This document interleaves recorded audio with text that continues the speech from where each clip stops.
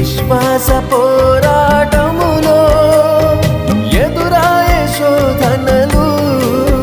లోకాశల అలజడిలో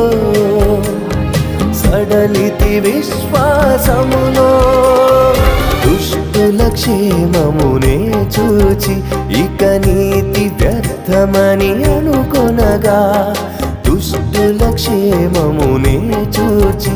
ఇక నీతి వ్యర్థమని అనుకొనగా